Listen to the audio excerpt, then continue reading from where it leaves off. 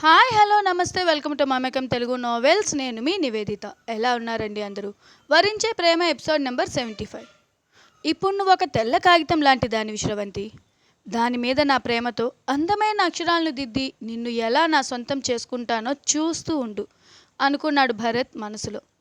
ఈ దెబ్బతో కంగారుగా విషయం తెలుసుకోవడానికి వెళ్ళిపోతాడు.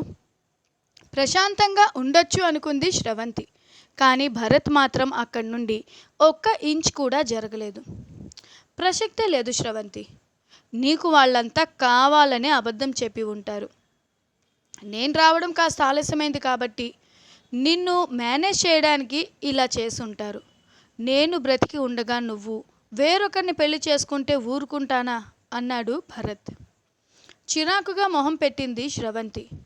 బాబు భరత్, ఇప్పుడు ఆ విషయాలన్నీ ఎందుకు?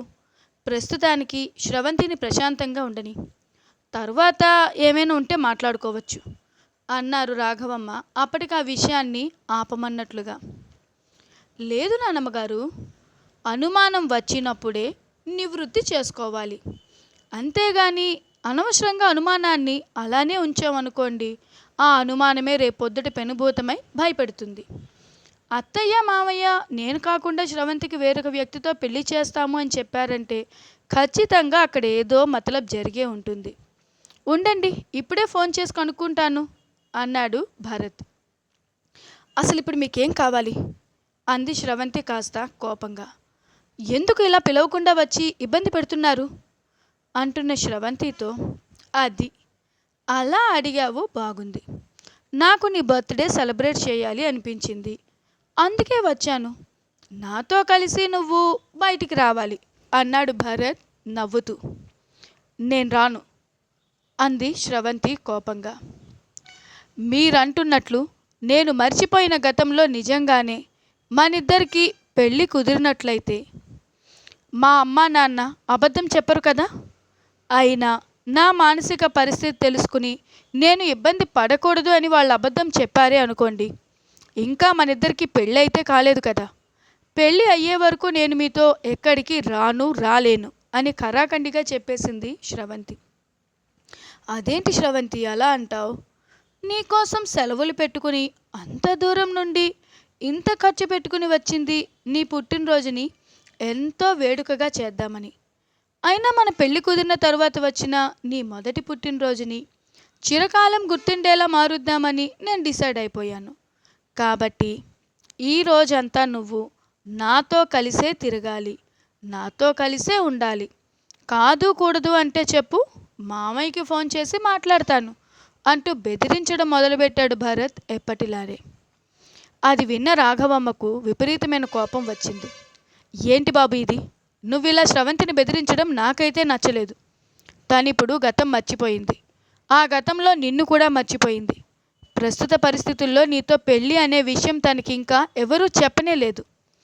తను ప్రేమించిన అజీంతోటే పెళ్ళి అని ఫిక్స్ అయ్యారు. నువ్వు ముందు అన్ని విషయాలు తెలుసుకుని తరువాత వచ్చి మాట్లాడు.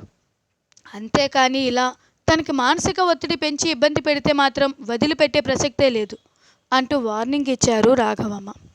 శ్రవంతి భరత్ వైపు తిరిగి, మీతో నాకు ఎటువంటి గొడవ లేదు. మీకు నాకు ఏం సంబంధం ఉందో కూడా నాకు గుర్తుకు లేదు. కానీ ఒక్క విషయం అండి, నాకు పుట్టినరోజు వేడుకంటే పెద్దగా నచ్చదు. అన్ని రోజుల్లానే పుట్టినరోజు కూడా నాకు ఒక మామూలు రోజే కాబట్టి స్పెషల్గా సెలబ్రేట్ చేసుకోవడానికంటూ ఏమీ లేదు అంది శ్రవంతి. అది నువ్వు అనుకుంటే చాలు శ్రవంతి. నీ స్నేహితురాలు కూడా వచ్చింది అంటేనే అర్థమవుతోంది పుట్టినరోజు గురించి మీరు ఏదో ప్లాన్ చేశారని. కాబట్టి అంతకంటే గొప్పగా నీ పుట్టినరోజును చేసినప్పుడే కదా ఈ భరత్ విలువేంటో నీకు తెలిసేది అన్నాడు భరత్. మీకు మాటలతో చెప్తే అర్థం కావట్లేదని నాకు తెలిసింది. ఇప్పుడేంటి, అమ్మా నాన్నతోటి మాట్లాడితే మీరు ఇక్కడి నుండి వెళ్ళిపోతారా అంది శ్రవంతి సూటిగా. భరత్ సమాధానం చెప్పేలోగానే మాధవికి కాల్ చేసింది శ్రవంతి. అమ్మ, నాకు అజీంకి పెళ్లి చేస్తామని మీరంతా ఒప్పుకున్నారా లేదా అన్న శ్రవంతి ప్రశ్నకు షాక్ అయింది మాధవి. ఇప్పుడు అవన్నీ ఎందుకు శ్రవంతి, నువ్వు ప్రశాంతంగా రెస్ట్ తీసుకోనా అన్న మాధవితో. ప్రశాంతంగా ఉండనిస్తున్నారా మీరు? ఒకసారి వాడితో మరొకసారి వీడితో అంటూ గతం మర్చిపోయి నన్ను పిచ్చిదాన్ని చేస్తున్నారు. ఇన్ని ప్రాబ్లమ్స్ ఫేస్ చేసే కన్నా అసలు ఆ యాక్సిడెంట్లో నా ప్రాణమే పోతే బాగుండేది అనిపించేలా నా మనసుని చిత్రవద చేస్తున్నారు అంది శ్రవంతి. ఏంటా మాటలు శ్రవంతి, ఎందుకంత కోపంగా మాట్లాడుతున్నావు అన్న మాధవితో. ఈ భరత్ అంటే ఎవరమ్మా? తనకి నాకు సంబంధం ఏంటి? సడన్గా వచ్చాడు. మా ఇద్దరికి మీరు పెళ్లి ఏర్పాటు చేస్తున్నారు అంటున్నాడు. నిజంగానే మీరు పెళ్లి ఏర్పాట్లు చేస్తున్నారా అన్న ప్రశ్నలకు సమాధానం ఏం చెప్పాలన్న ఆలోచనలో పడింది మాధవి. అమ్మా, నిన్నే అడుగుతున్నాను.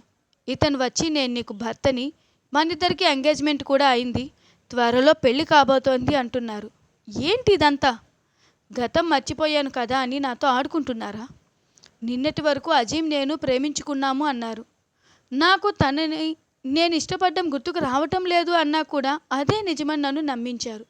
సరే అని నా మనసుకు నచ్చ చెప్పుకుంటే ఇప్పుడు ఈ భరత్ కాబోయే భర్తని అంటూ వచ్చాడు. ఇప్పుడు నన్నేం చేయమంటావమ్మా అంటూ కాస్త గట్టిగానే మాట్లాడింది శ్రవంతి. ఇదేంటి చెప్పా పెట్టకుండా ఈ భరత్ ఉరుములేని పిడుగులో ఎలా ఊడిపడ్డాడు? యుఎస్ నుండి రావటానికి చాలా టైం పడుతుంది అని చెప్పాడు కదా, మరి తను ఇంత సడన్గా రావటం ఏంటి అని ఆలోచిస్తున్న మాధవితో, అమ్మా నిన్నే అడుగుతున్నాను, సమాధానం చెప్పు. మీ ఇద్దరు వెంటనే వారం తిరగకుండానే తనకి నాకు పెళ్లి చేస్తామన్నారని కూడా చెప్తున్నాడు. తను వచ్చినట్లు మీ ఇద్దరికీ తెలిసినప్పుడు కనీసం నాకు ఇన్ఫామ్ అయినా చేయాలనిపించలేదమ్మా అని మళ్ళీ అడిగిన శ్రవంతితో, శ్రవంతి ఇవన్నీ ఆలోచించుకు. ప్రస్తుతానికి భరత్కోసారి ఫోన్ ఇవ్వు, నేను మాట్లాడతాను. వెంటనే నాన్నగారికి చెప్పి నేను నాన్నగారు బయలుదేరి విజయవాడ వస్తాం. వచ్చిన తర్వాత అన్ని విషయాలు మాట్లాడుకుందాం అన్నారు మాధవి. సరే అని భరత్కి ఫోన్ ఇచ్చింది శ్రవంతి. అత్తయ్య, తనకి వేరొక వ్యక్తితో పెళ్లి చేస్తున్నారా? ఏంటి అత్తయ్య ఇదంతా అన్నాడు భరత్ ఆవేశంగా. భరత్, దయచేసి అక్కడ గొడవ చేయకు. నువ్వు వస్తున్నట్లు కొంచెమైనా నాకు ముందు తెలుసుంటే ఖచ్చితంగా నేను నీకు అన్ని విషయాలు వివరంగా చెప్పేదాన్ని. బట్ నువ్వు చెప్పా పెట్టకుండా వచ్చేయడంతో అక్కడ కన్ఫ్యూజన్ వచ్చింది. ఈరోజు వరకు నేను మీ మామయ్య అక్కడే ఉన్నాం. నువ్వు వస్తున్నట్లు తెలుసుంటే అక్కడే ఉండేవాళ్ళం కదా. జరిగిందేదో జరిగిపోయింది. ముందు నువ్వు శ్రవంతికి ఎక్కువ ప్రెజర్ చేయకుండా ఈ రోజుకి వెళ్ళిపో భరత్. తర్వాత నీకు అన్ని విషయాలు చెప్తాను. ప్లీజ్ భరత్, పరిస్థితులను అర్థం చేసుకోవా? ఇంతకంటే ఎక్కువ మాట్లాడడానికి ఇక్కడ నాకు అవకాశం కూడా లేదు అంది మాధవి. ఆఫీసులో ఉండటం వల్ల తను ఎక్కువగా డిస్కస్ చేయలేక. సరే అత్తయ్య, మీ ఇష్టం, కానీ నేనైతే చాలా హర్ట్ అయ్యాను. ఉంటాను మరి అని ఫోన్ పెట్టేసిన భరత్ శ్రవంతి వైపు కాస్త కోపంగా చూసి, నేను బయలుదేరుతున్నా నాన్నమ్మగారు అన్నాడు. చాలా మంచిది భరత్, వెళ్ళిరా నాయనా అన్నారు రాఘవమ్మ కాస్త వెటకారంగా.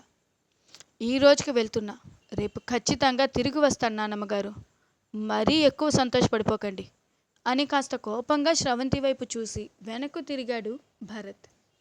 సరిగ్గా డోర్ తీసేసరికి చుట్టూ పువ్వులు, పైనుండి బెలూన్స్, మధ్యలో ఒక గిఫ్ట్ బాక్స్ పెట్టి ఉండడం చూసి ఆశ్చర్యపోయాడు భరత్, అలాగే అక్కడున్న అందరూ. ఓహో, చాలా బాగుంది, అసలు ఇటువంటి ఆలోచన నాకెందుకు రాలేదో అన్నాడు భరత్ వెటకారంగా. అంటే ఇదంతా మీరు చేసింది కాదా? మరెవరు ఇలా పెట్టి ఉంటారు అని ఆలోచనలో పడింది శ్రవంతి. నాకన్నా విలువైన సర్ప్రైజ్ ఇచ్చే స్నేహితులు చాలామందే ఉన్నట్టున్నారుగా నీకు. ఇలా మనం లోపలికి వెళ్ళి వచ్చేలోగా చిటికలో ఇంతలా అరేంజ్ చేశారంటే ఖచ్చితంగా ఎవరో నీకు బాగా కావాల్సిన మనిషి అయ్యుంటారు కదా శ్రవంతి అన్నాడు భరత్ నవ్వుతూ. నాకు అంత సన్నిహితులు స్నేహితులు కూడా ఎవరూ లేరు అంది శ్రవంతి. ఎవరూ లేకుండానే ఇటువంటి సర్ప్రైజులు ఎలా వస్తాయి? కొంపతీసి ఆ దేవుడే దిగివచ్చి పెట్టాడా ఏంటి అని నవ్వాడు భరత్. అదండి ఈరోజు ఎపిసోడ్ విన్నారు కదా. ఇంతకీ శ్రవంతికి సర్ప్రైజ్ ప్లాన్ చేసిన వ్యక్తి ఎవరై ఉంటారు? భరత్ శ్రవంతిని ఎలా తనదానిగా చేసుకోబోతున్నాడు అనే ఆసక్తికరమైన విషయాలు నెక్స్ట్ ఎపిసోడ్లో చూద్దాం. అంతవరకు కీప్ ట్యూనింగ్. బాయ్ బాయ్, మీ నివేదిత ఆదిత్య.